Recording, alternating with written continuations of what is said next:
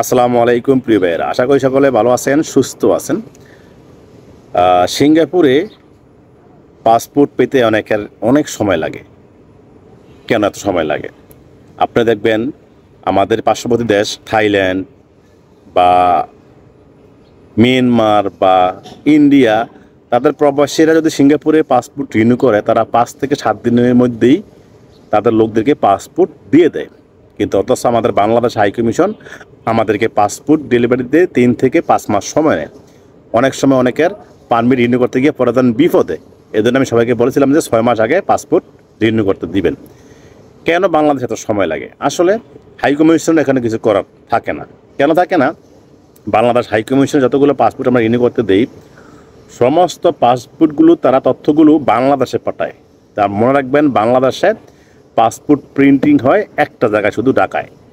তো সিঙ্গাপুর থেকে সারা বিশ্বে সমস্ত পাসপোর্ট ঢাকায় আসে, বাংলাদেশের পাসপোর্ট রিনিউ আছে, সব মিলে একটা বিশাল গ্যাঞ্জামের মধ্যে পড়ে যায়।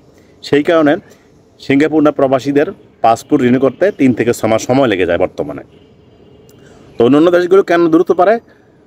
অন্যান্য দেশগুলোর পাসপোর্ট রিনিউ করার জন্য, পাসপোর্ট প্রিন্টিংয়ের জন্য আঞ্চলিক অফিস সিঙ্গাপুরে আছে। আমাদের সিঙ্গাপুরে যদি পাসপোর্ট রিনিউ করার যে প্রিন্টিং আছে, প্রিন্টিংয়ের আঞ্চলিক অফিস করা হয় বা সিঙ্গাপুরে পাসপোর্ট রিনিউ করার অনুমতি দেওয়া হয়, তাহলে দেখবেন যে আমরাও বাংলাদেশ হাইকমিশনও 3 থেকে 4 দিনের ভিতরে প্রবাসীদের পাসপোর্ট ডেলিভারি দিয়ে দিতে পারে। এতে প্রবাসীরা উপকৃত হবে এবং প্রবাসীদেরকে চাকরি হারানোর ভয় থাকবে না। অনেকের তো পাসপোর্ট রিনিউ করতে দিয়ে পাসপোর্ট না পেয়ে চাকরি হারানোর ভয়ে দিনরাত পার করতেছে। কেন ভয় পাচ্ছে? যে পাসপোর্ট যদি না পায়, বস কীভাবে পারমিট রিনিউ করবে? কথা ঠিক কিনা?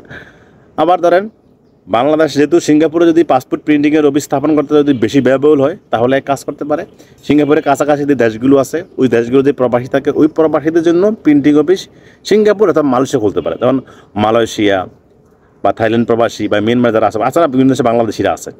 তারপরে ধরেন এখানে যেহেতু কি বলে, সিঙ্গাপুর আর মালয়েশিয়া বেশি প্রবাসী আছে, এই দুই দেশ মিলে একটা পাসপোর্টের আঞ্চলিক অফিস করতে পারে।